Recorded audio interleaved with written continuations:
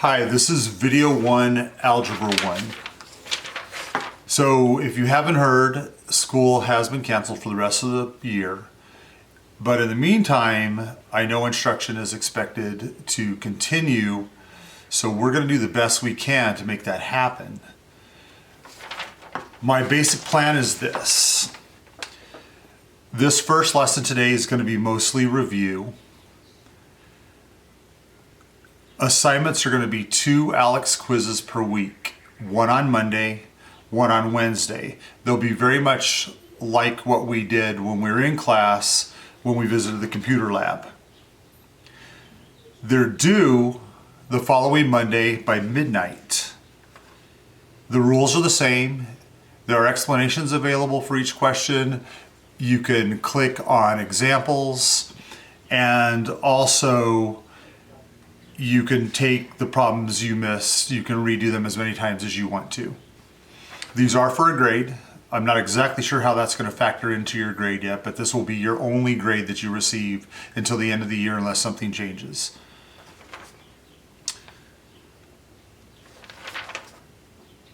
There will be help available for all of the assignments in the following ways.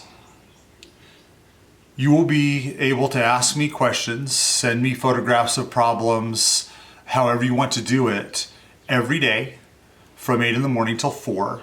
You can do it by my school email or you can do it by Remind. I'll get back to you as soon as possible with explanations. You can give me specific problems, I can work them out, and then I can send the problems back to you. Whatever works best for you. We're going to try something a little different. There's a schedule on my school webpage of Zoom meetings. Zoom is a live program. It's an app that you can download. There's detailed information about it on my webpage. These will be once a week per class, but you can join any of the other classes' Zoom meetings that you want to. So if you miss your Zoom meeting, you can come to another Zoom meeting. The Zoom meetings are tutorials. So if you have specific questions and you want to watch me work the problem live on Zoom, you can do that. Just make sure that you're prepared for the Zoom meetings because they're 30 minutes long and you'll have to have your questions ready so I can answer as many as possible.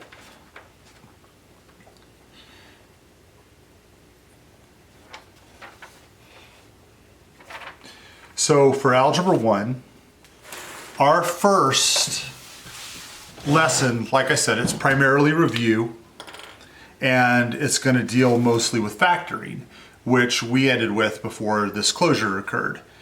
And I'm going to give you a little reminder of the different types of factoring that there is.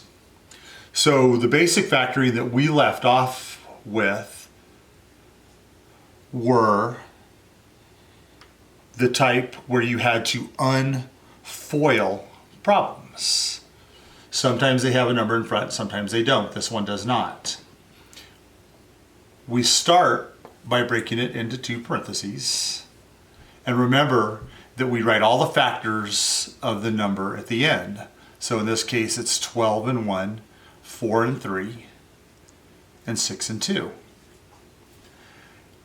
And then we use one of those combinations to make the middle number, which, remember, there's always a hidden 1.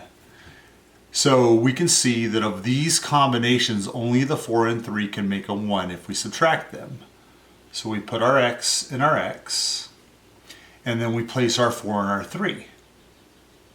And it doesn't matter where we put them in this case. It needs to be a positive 1, so the bigger number, the 4, has to be the positive, and the smaller number, the 3, has to be the negative. And if we put that together, remember, the outers and the inners make a 1. You have a 4x and a minus 3x. But remember also, the last thing in each parenthesis needs to multiply to the last number, which it does. It makes a negative 12. We also had problems where it wasn't a 1 in front, like this. 3x squared plus 7x plus 2. When this happens, you still start with 2 parentheses. but you have to use the factors of the first number, which is only 3 and 1, and the factors of the last number, which is only 2 and 1.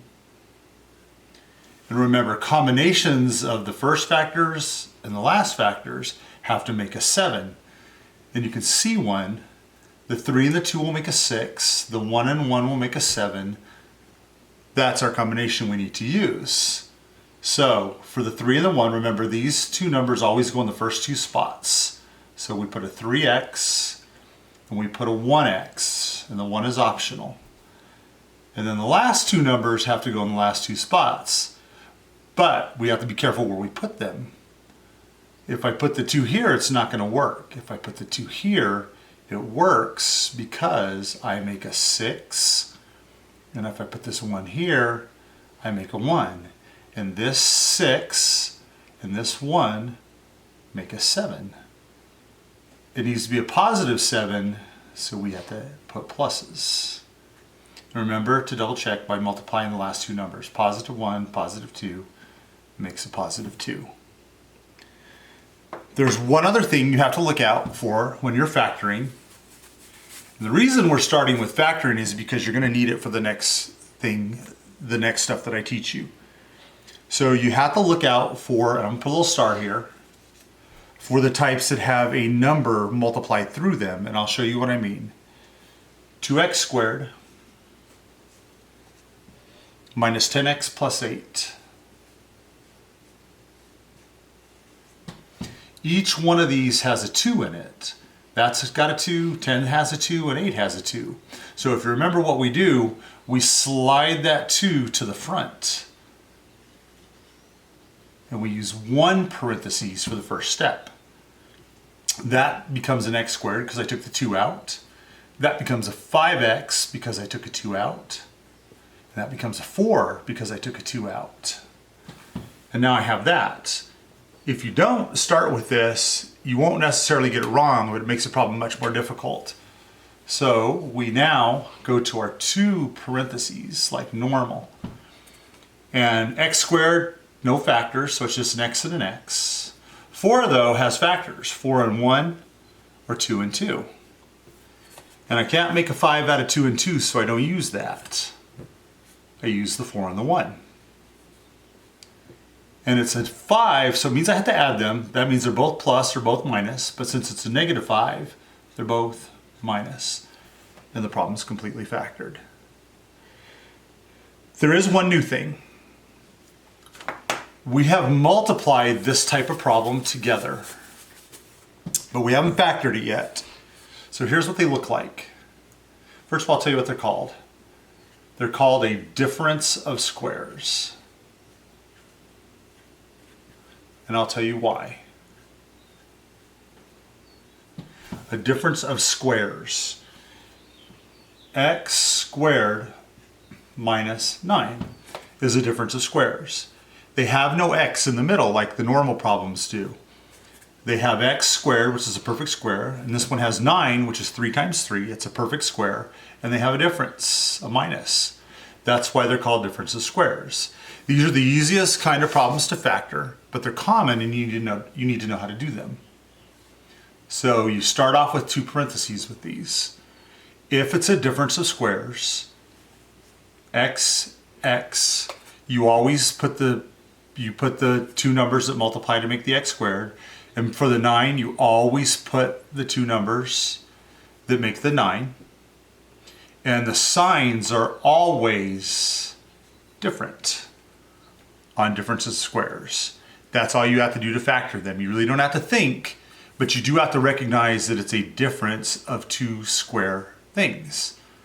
And if you multiplied that back together, you would see that the 3x and the minus 3x, that's why there's no x in the middle, they disappear.